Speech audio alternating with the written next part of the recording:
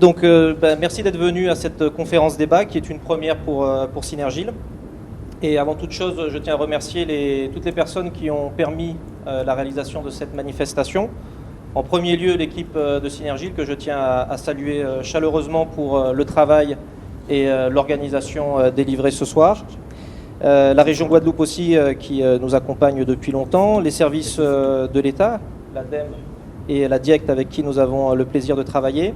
Le pôle de compétitivité Cap Énergie, nous sommes très heureux de recevoir toute cette semaine au cours de différentes manifestations.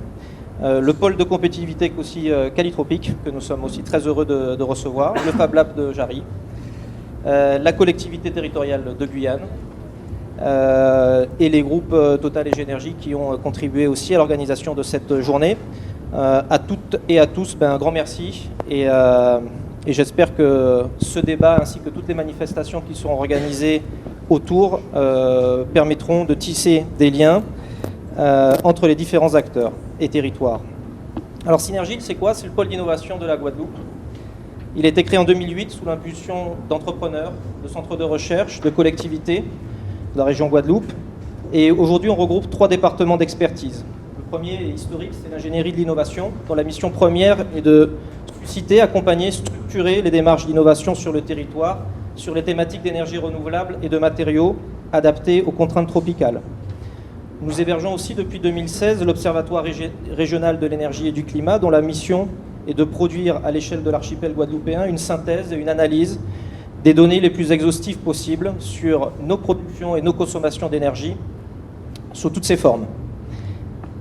Et depuis un peu plus récemment, nous hébergeons aussi un département d'écologie industrielle territoriale dont la mission en fait est d'aider les acteurs du territoire à boucler leur flux d'énergie, leur flux de matière ou de trouver des mutualisations dans les usages, que ce soit de bâtiments ou d'autres services.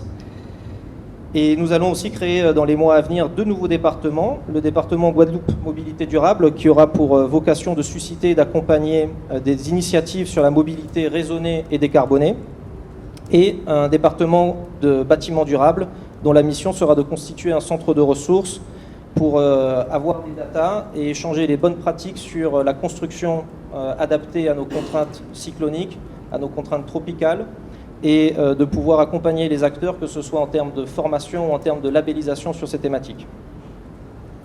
Alors, pour entrer dans le sujet qui nous réunit ce soir, vous comme moi, je pense que tous les jours, dans les journaux, dans les réseaux sociaux, vous entendez parler d'écologie industrielle, d'éco-conception, de développement durable, d'éco-industrie, d'éco-innovation.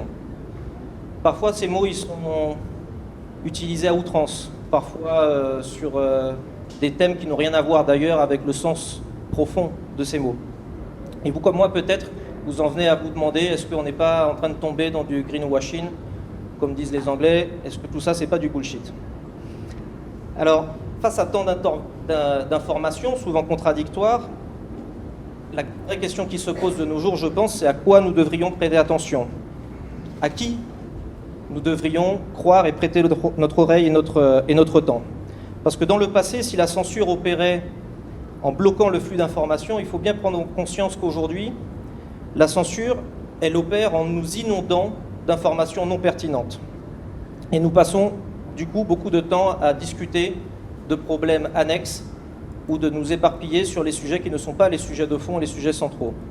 Donc dans les temps anciens, avoir le pouvoir signifiait accéder aux données. Aujourd'hui, de nos jours, avoir le pouvoir signifie savoir ce qu'il faut ignorer. Et à Synergie, l'une de nos préoccupations, une de nos ambitions premières, justement, c'est de nourrir le débat avec des données fiables. Car nous sommes inondés de quantités inimaginables de données, d'idées, de promesses, de menaces, dans un monde qui change de plus en plus vite. Alors, la conférence de ce jour a ainsi pour objectif de définir les contours de l'éco-innovation à travers différentes thématiques qui seront exposées par un collège d'experts qui sont à la pointe de leur discipline et en favorisant les échanges et les débats avec le public. Alors puisque les mots, il faut qu'ils aient un sens, comme nous le martelait Aimé Césaire, commençons à cerner ce concept d'éco-innovation par un peu d'étymologie. Si nous avons écrit le mot éco dans les cartons d'invitation avec un K, c'est pour nous rappeler que ce mot nous vient du grec ancien, et qui vient du mot oikos. Ce mot oikos, éco, ça veut dire la maison. Le mot innovation, quant à lui, vient du latin. Il est composé du préfixe in, qui veut dire dedans, à l'intérieur, et du verbe novare, qui signifie changer. Donc, on cerne déjà que le concept profond d'éco-innovation, le sens profond de l'éco-innovation, c'est d'apporter le changement dans notre maison. Donc, dans ce séminaire, nous aborderons un large spectre d'innovation à l'œuvre dans notre maison, sur notre territoire, et nous parlerons ainsi, à travers une présentation sur l'écologie industrielle, du bouclage des flux d'énergie et de matière au sein de nos acteurs économiques. Nous ferons aussi un tour au niveau de l'habitat en regardant comment on peut biosourcer localement des isolants adaptés à notre système constructif. Nous intéresserons aussi à la mobilité, qui représente aujourd'hui plus de 60% de nos consommations d'énergie primaire. Donc, lorsqu'on parle de transition énergétique, lorsqu'on parle de développement durable, on ne peut pas faire l'impasse sur la mobilité. Nous parlerons aussi d'hydrogène en essayant de faire un état des lieux de cette filière qui est prometteuse et des perspectives qu'elle pourra nous offrir. Et nous parlerons aussi d'initiatives citoyennes à travers un acteur comme le Fab Lab qui nous témoignera ce qui peut être fait par tout un chacun pour le territoire. Donc voilà en fait de quoi passer, j'espère, une bonne soirée avec un programme riche et dense. Toutefois, chers amis, je tiens quand même à rester modeste sur la portée de nos travaux. Parce que bien que nécessaire, débattre ne suffira pas à transformer notre maison, notre oikos. Il nous faut agir. Et éco-innover, ce n'est donc ni plus ni moins que d'agir pour fabriquer un monde nouveau. Et ce défi est d'autant plus ambitieux qu'il n'est pas facile de trouver des nouvelles façons de penser et d'agir parce que justement nos pensées et nos actes sont habituellement contraints par les idéologies, les systèmes sociaux, les infrastructures et les technos de notre époque. Et le défi est d'autant plus pressant que notre oikos, notre maison, est menacée non seulement par le changement climatique, mais par une menace encore plus court terme que représente la destruction des écosystèmes dont nous, Homo sapiens, sommes complètement dépendants.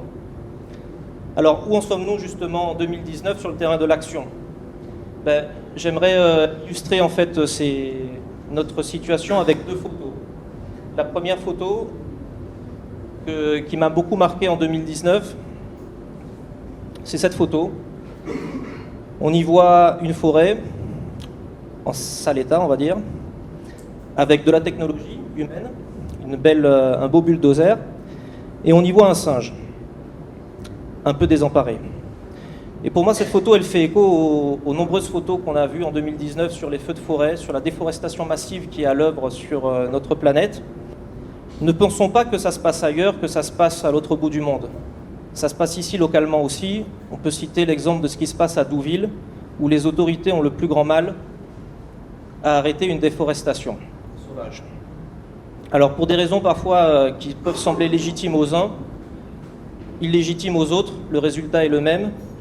Nous sommes en train de saper les deux oikos historiques desquels nous vivons, la forêt et les primates. Pour moi, cette photo, elle nous renvoie à notre sidération. Dans notre époque, c'est comme si on était figé devant un emballement, devant quelque chose, tout est en train de s'effondrer, et on n'arrive pas à réagir. La deuxième photo qui m'a beaucoup marqué en 2019, pour illustrer où nous en sommes sur le terrain de l'action, c'est cette photo. Cette photo, c'est une simulation de ce qui se prépare sur Mars, apparemment. Alors, si je vous avais dit ça il y a 10 ans, vous m'aurez traité de fou. Mais aujourd'hui, il y a beaucoup d'acteurs, en fait, de plus en plus crédibles, des États, des milliardaires, des armées, qui voient dans ce scénario quelque chose de très crédible avant la fin du siècle.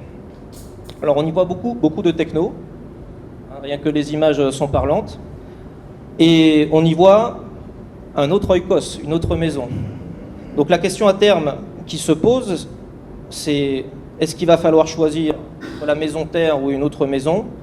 Est-ce que le système, on va le changer pour le sauver, ou est-ce que le système, on va l'exporter ? Prenons du recul et soyons lucides. Ce qui cloche aujourd'hui dans l'éco-innovation, ce n'est pas la techno, c'est l'action. Alors comment on en est arrivé là en 2019 ? Est-ce qu'on a manqué de modèles prédictifs ? Est-ce qu'on n'avait pas été prévenu ? Figurez-vous que depuis 1972, le rapport Mido nous alerte sur les limites de nos modèles de développement. Et ce modèle Mido, en quelque sorte, il a prévenu de ce qui est en train de se passer à gauche, sur cette déforestation massive et accélérée. Depuis 1988, le GIEC produit quantité d'études toujours de plus en plus alarmantes. Et pourtant, 40 ans plus tard, l'humanité garde le même cap et accélère. Énergie fossile, démographie, déforestation, pollution, déchets, c'est partout la même dynamique exponentielle. Alors, on peut se demander, est-ce qu'on en est arrivé là parce qu'on manquait de techno ? Pour moi, à l'évidence, non. Parce que si on en est à coloniser Mars, si on en est à forer des puits de pétrole à 15 km sous le plancher océanique, c'est pas parce qu'on manque de techno. Aujourd'hui, on a la techno qu'il faut pour produire massivement de l'énergie décarbonée. Est-ce qu'on a manqué de financement ? Je ne le pense pas non plus. Aujourd'hui, depuis 2008, on voit des bilans des banques centrales doublés, triplés, quadruplés. Donc de la monnaie, il y en a. Il y en a beaucoup. Après, la monnaie, elle va là où on trouve la valeur, là où on pense que la valeur se trouve. Alors, si c'est ni le savoir, ni les outils, ni les finances qui nous manquent, qu'est-ce qui nous freine collectivement dans notre action ? Je pense que collectivement, on fait face à différentes limites, individuelles et collectives. Tout d'abord, le mirage technologique. C'est justement ce mirage qui consiste à croire que notre salut viendra d'une technologie miracle et qu'il suffit de faire confiance à la science et d'attendre. Je pense aussi qu'on a un problème de dissonance cognitive, c'est-à-dire que même si on est alerté par les scientifiques avec des rapports de plus en plus alarmants, vous comme moi n'avons pas une expérience de survie face au changement climatique. Il y a très peu de personnes, elles sont encore minoritaires sur cette planète, combien de temps encore je ne le sais pas, qui vivent le changement climatique comme une menace existentielle. Et nous, classe moyenne, ou ici en Guadeloupe, on se sent peut-être protégé, un Parisien se sent peut-être protégé, parce que toutes ces histoires de changement climatique sont de l'ordre du récit et non pas du vécu. Donc en fait, nos sens ne nous renvoient pas le signal de la menace imminente. Il y a aussi un autre biais, c'est l'effet de groupe. Et à l'évidence, on ne se comporte pas en groupe de la même façon qu'individuel, qu'on se comporterait seul.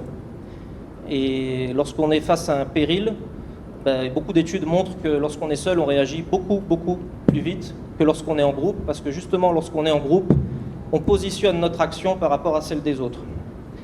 Et puis un dernier point, c'est l'absence de conscience collective, je pense.